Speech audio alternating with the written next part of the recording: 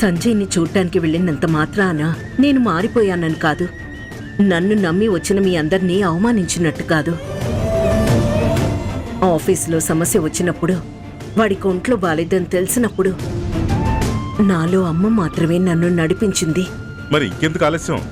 అదే అమ్మగా రేపు ఉదయాన ఆఫీస్కి వెళ్ళి వర్కర్స్తో రాజీ కుదర్చు. నా మనసులో కూడా అదే ఉందండి. అంటే నిజంగానే వెళ్తావా? అవునండి. సంజయ్ కోసం కాకపోయినా మనం స్టార్ట్ చేసిన కంపెనీ కోసం, అందులో ఉద్యోగుల కోసం. నువ్వు అలా వెళ్ళిన మరుక్షణం మన ఇద్దరి మధ్య పెద్ద అగాధానికి కారణమవుతావన్న విషయాన్ని గుర్తుపెట్టుకో. ఎందుకండి నా మొండికేస్తారు? మొండికేస్తుంది, మూర్ఖంగా మాట్లాడుతుంది నువ్వు. ఆ ఇంటికి వెళ్ళటమే పాపం అనుకుంటే తప్పు చేసి సారీ చెప్పని వాడి భార్య కోసం నువ్వు వర్కర్స్తో మాట్లాడతావా? అసలు నీ ఉద్దేశం ఏంటో, నీ పద్ధతులేంటో నాకు అసలు అర్థం కావటం లేదు. మావయ్య, సమస్య వస్తే పరిష్కారం కోసం చూస్తామా లేక సమస్యగానే వదిలేస్తామా? అది పరిస్థితులని, ఆ సమస్య సృష్టించిన వ్యక్తులను బట్టి ఉంటుందమ్మా. దేన్ని బట్టైనా, కారణం ఎవరైనా, దాని ప్రభావం మాత్రం మీరు అత్తయ్య గారు మొదలుపెట్టిన కంపెనీ మీదే పడుతుంది కదా మావయ్య. ఇప్పుడు మీరు అత్తయ్యో రియాక్ట్ అవ్వకపోతే కంపెనీ శాశ్వతంగా ఆగిపోతుంది, లేదా వేరే వాళ్ళ చేతికి వెళ్ళిపోతుంది.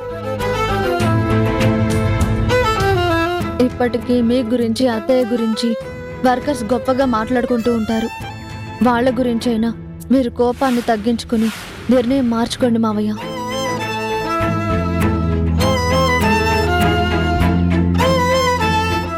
బావగారికి ఒంట్లో బాగాలేదు, అత్తయ్య గారు వెళ్లారు, వచ్చేశారు. మీ కోపం చూశారు కాబట్టి మళ్ళీ వెళ్లరు.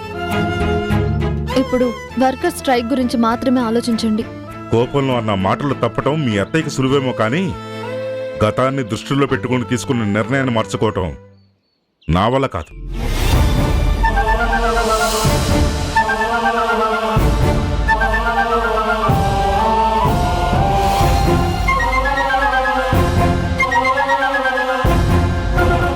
మిమ్మల్ని సింగర్ కమ్ మ్యూజిక్ డైరెక్టర్ గా ప్రమోట్ చేయాలని నేను ఆశపడుతూ ఉంటే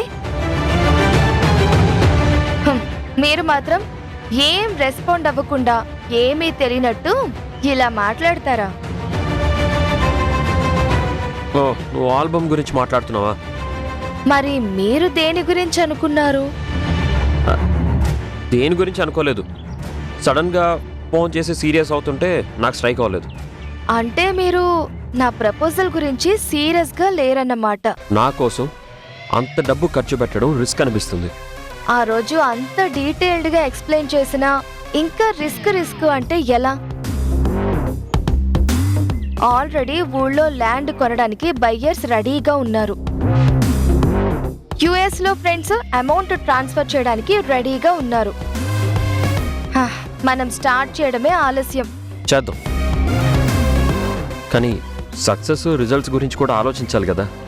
ప్లీజ్ కిరణ్ గారు, అలా మాట్లాడొద్దు. మనం సిన్సియర్ గా ట్రై చేస్తే ఖచ్చితంగా సక్సెస్ అవుతాం. నన్ను కాకపోయినా నా పిఆర్ఓ స్కిల్స్ ని నమ్మండి. అంటే కెరియర్లో నేను బ్యాడ్ స్టేజ్లో ఉన్నాను. ఇప్పుడు నా నుండి పాట వస్తే పాజిటివ్ రెస్పాన్స్ కన్నా నెగిటివ్ పబ్లిసిటీ ఎక్కువ వస్తుంది. అందుకే ఆలోచించుకోమంటుంది. నాకు మీ టాలెంట్ మీద నమ్మకం ఉంది. మనం కలిసి వర్క్ చేస్తే ఖచ్చితంగా మంచి అవుట్పుట్ వస్తుంది. మళ్ళీ చెబుతున్నా, ఈ ఆల్బమ్ ఫినిష్ అయిన తర్వాత మన ముగ్గురి లైఫ్లు మారిపోతాయి. అందులో ఏ డౌటు లేదు.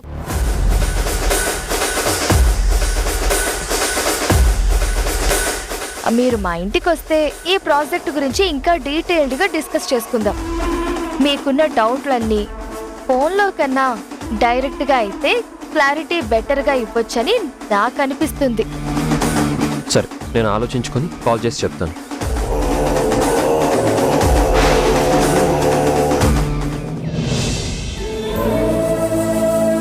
ఏవండి,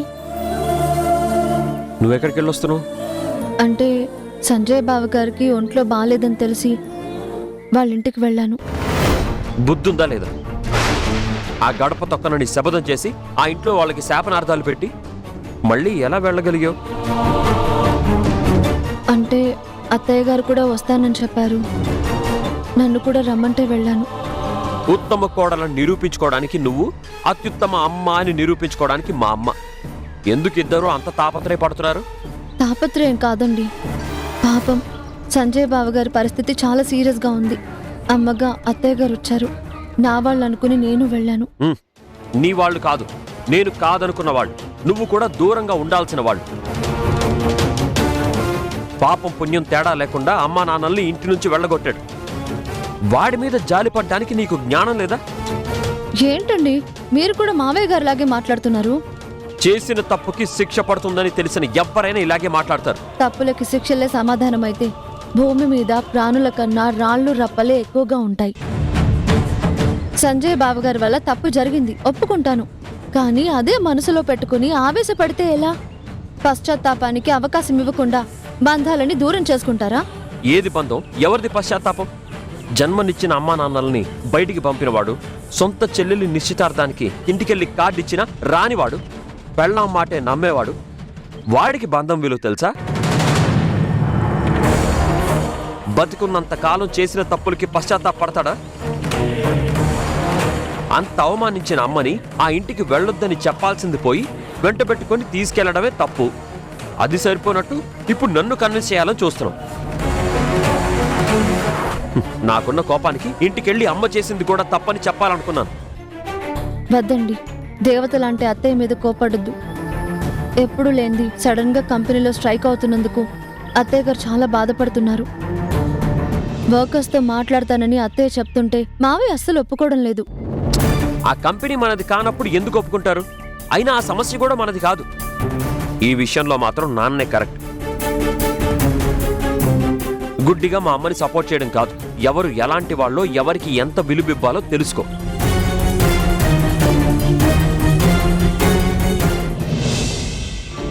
ఇన్ని రోజులు మా ఆయనకి అమ్మ అహం, ధైర్యం మాత్రమే వచ్చిందనుకున్నాను.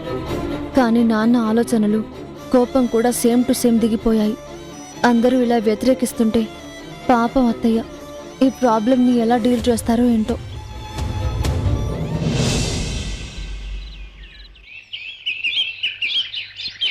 యాజమాన్యం యాజమాన్యం యాజమాన్యం యాజమాన్యం యాజమాన్యం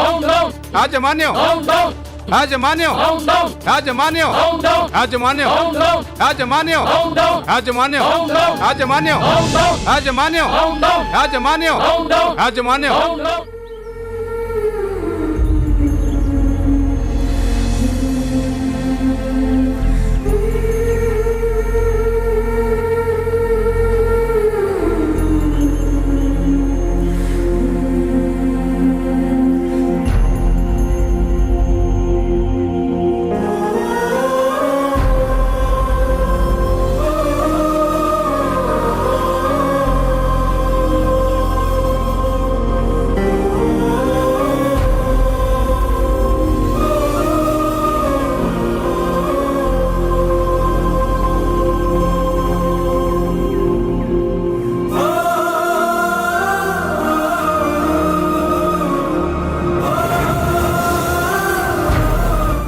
నమస్కారం అమ్మా.